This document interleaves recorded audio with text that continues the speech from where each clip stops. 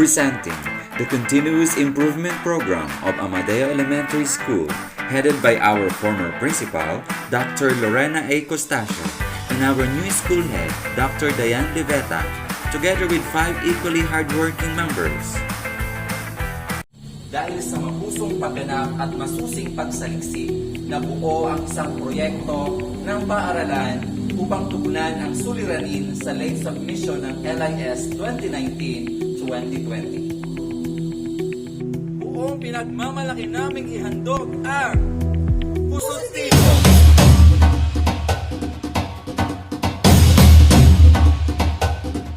We found out that 54.29% of teachers were not able to comply submitting online reports on time for school year 2019-2020.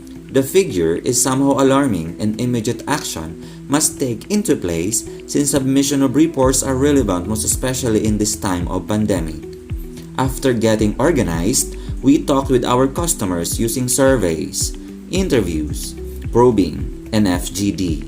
From the VOC, we were able to calibrate the affinity diagram, and the result says that the following are the issues that the teachers were facing: incomplete documents, overlapping activities, unfamiliar with LIS settings, non-compliance, and technical issues. We then walked the process and identified the supplier, input, process, output, and our ultimate customers as seen from the data.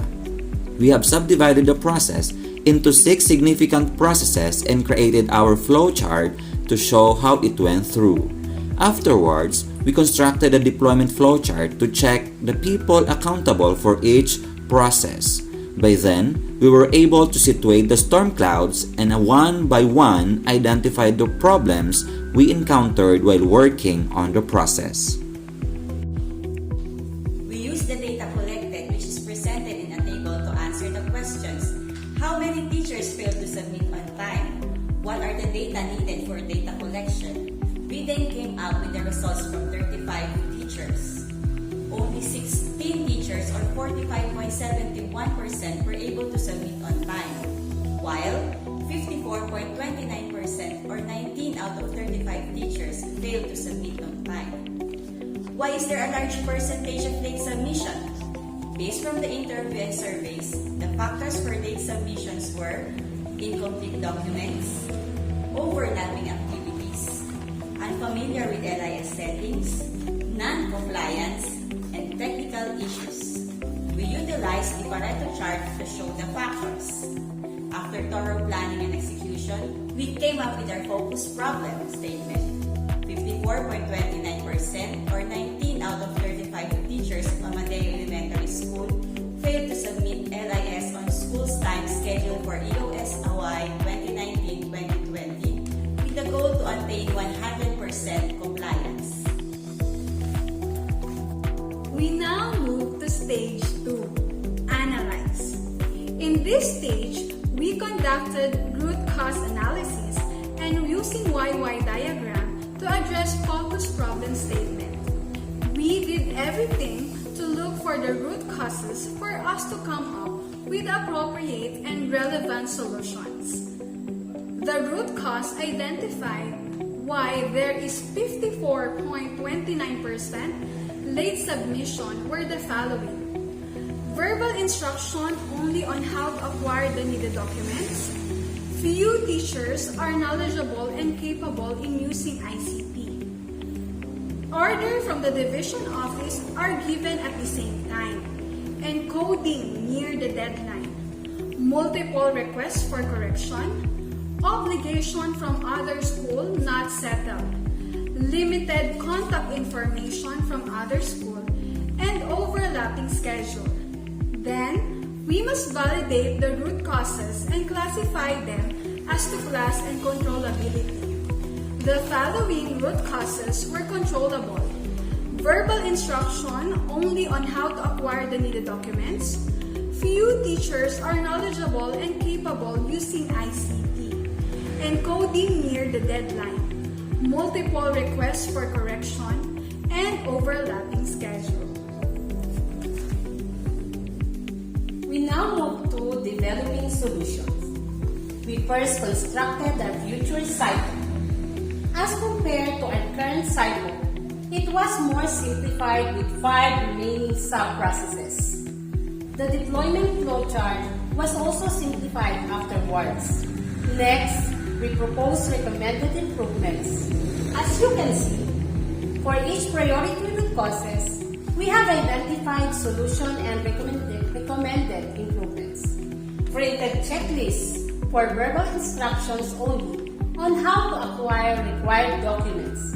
LIS tracker board for encoding near the deadline, multiple requests for corrections, and overlapping schedule. And peer tutoring for few teachers and knowledgeable and capable in using ICT.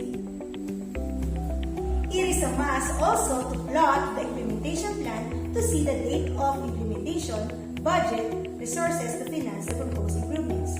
We utilize a Gantt chart for us to be guided on what to accomplish for the specific date mentioned. We also conducted risk assessment to see the possible problems during implementation phase and appropriately address each.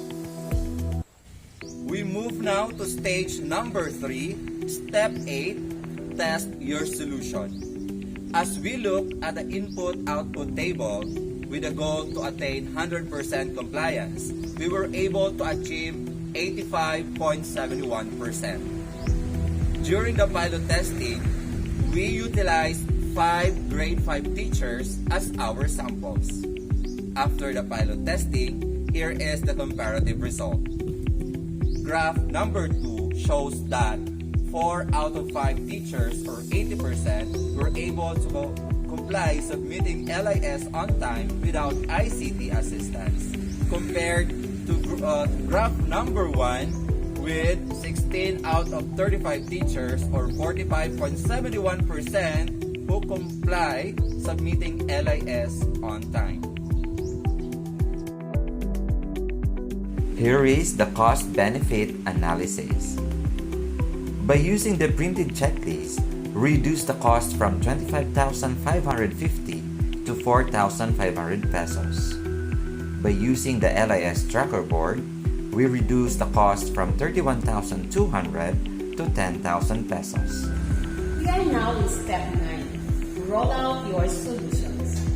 This table is the stakeholders analysis, showing the level of commitment of each people or groups. The parents were inefficient at first, but after orientation and further discussion, they have extended enthusiastic support. The teachers at first are uncooperative but showcase enthusiastic support after the guidance and education were given.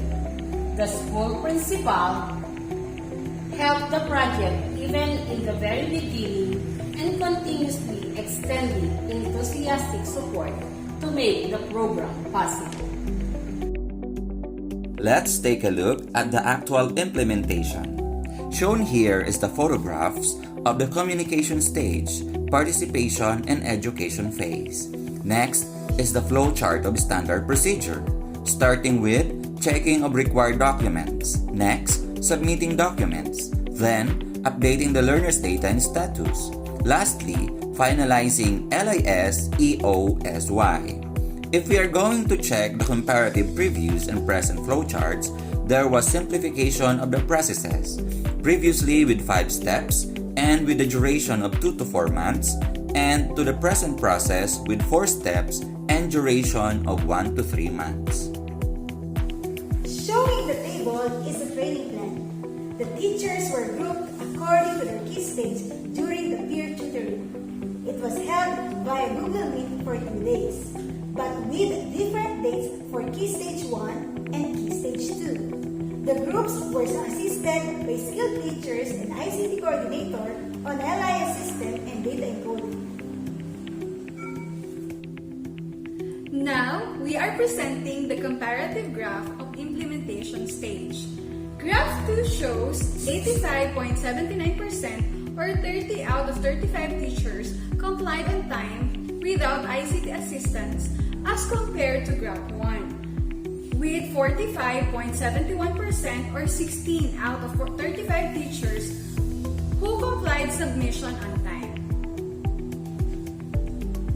We come now to step number 10, check your progress.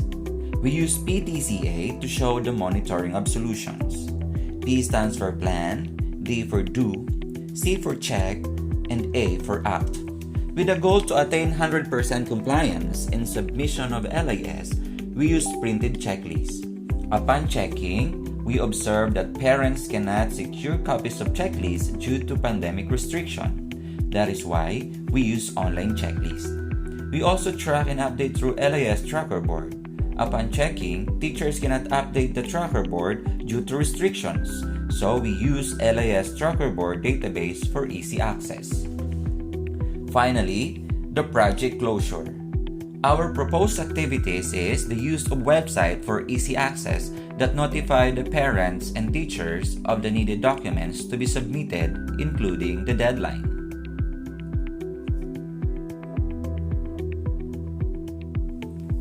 For the learnings, to summarize, in addressing school concern, we need to deepen our understanding of the root causes of the problem and devising solution with simplified process and is attainable. And in achieving our goal, 2 is better than 1, and so teamwork is necessary in carrying out plans. For the objectives, empower, involve internal and external stakeholders to ensure success of the project. Address the gaps after carrying out the solutions. Improve continuously the current program. And here is our organizing phase. Weekly meeting. Coaching. Plenary. Documentation. And we would like to thank all the people who became part of the success of our CIP. We would like to thank our coach, Ma'am Laarni Granado, our former principal, Dr. Lorena Costacio, and our new school head, Dr. Diane Liveta, and the rest of the CIP team.